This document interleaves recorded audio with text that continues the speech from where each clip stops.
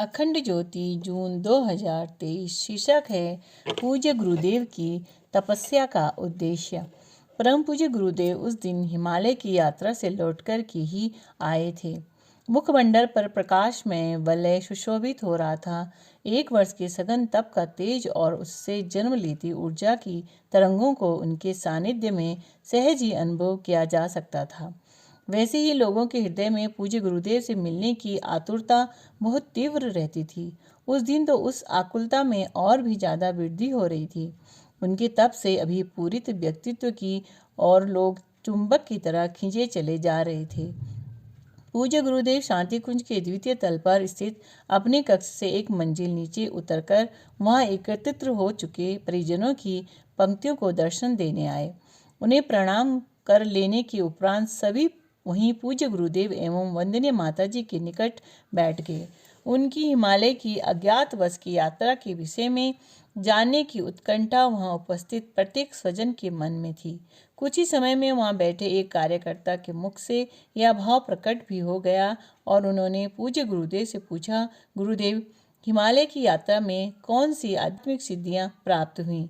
उनके इस प्रश्न पर गुरुदेव तनिक हंसे एवं फिर बोले, बेटा, हिमालय की यात्रा का उद्देश्य आध्यात्मिक सिद्धियों की प्राप्ति नहीं, वरन महती उद्देश्य के लिए तप संपदा का संचय करना होता है।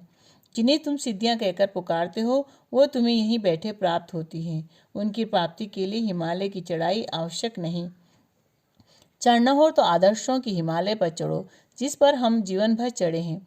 अध्यात्म के पथ का वही एकमात्र राजमार्ग है।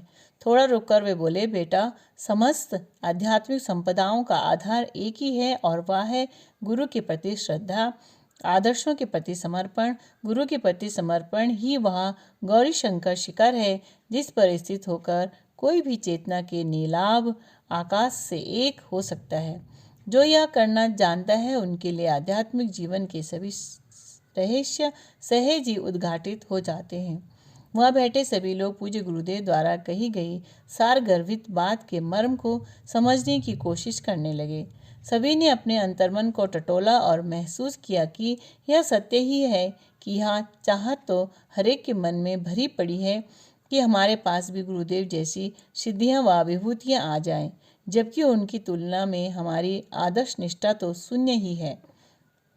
हर कार्यकर्ता ने अनुभव किया कि सिद्धियां का आधार तो वस्तुतः समर्पण ही है।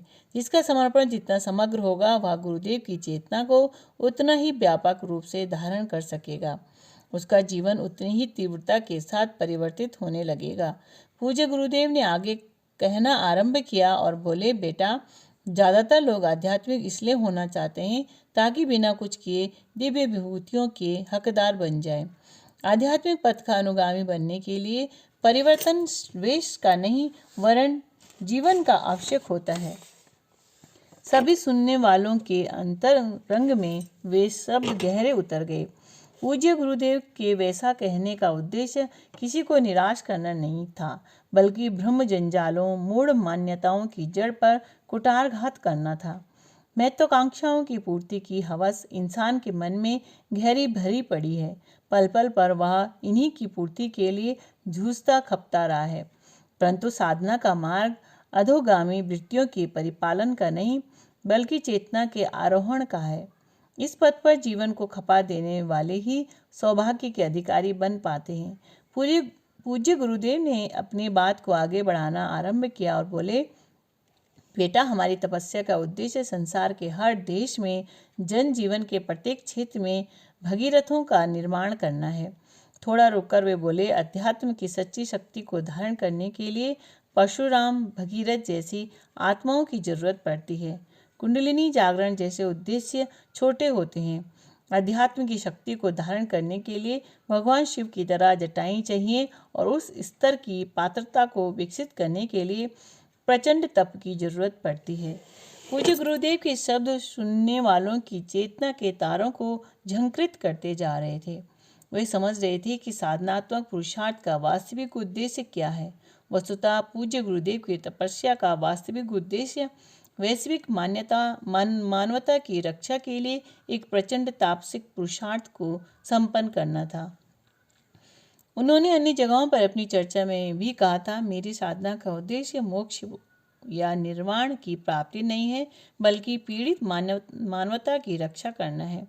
जीवन एवं अस्तित्व के परिवर्तन को संभव कर दिखाना है। उस दिन के उस अंतरंग वार्तालाप के क्रम में गुरुदेव अपनी साधनात्मक गतिविधियों के मूल उद्देश्य की ओर इशारा कुछ इन्हीं भावों के साथ भी कर रहे थे।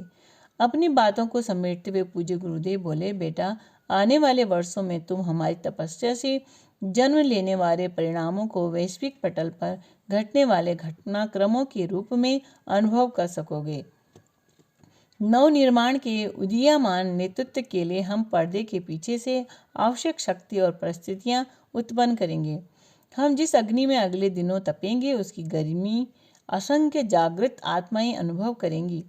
इतना कहकर पूज्य गुरुदेव ने अपनी वाणी को विराम दिया और अपने कक्ष को ले जाने वाली सीढ़ियों की ओर चल दिए।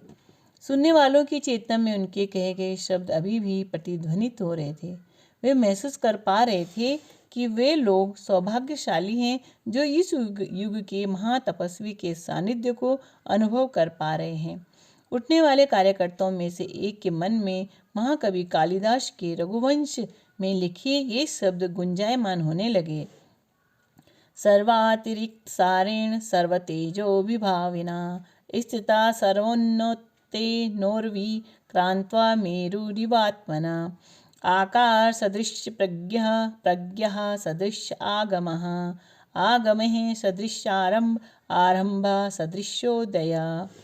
अर्थात वे दृढ़ता में सबसे दृढ़, तेजस्वियों में सबसे तेजस्वी, उच्चता में सबसे उच्च, व्यापकता में सबसे व्यापक मेरु सदृश आत्मा वाले थे। जैसा उच्च उनका व्यक्तित्व था, वैसा ही उनकी प्रज्ञा थी।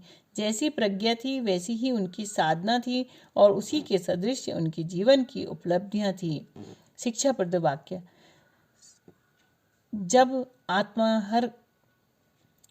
शिक्षाप्रद प्रसंग।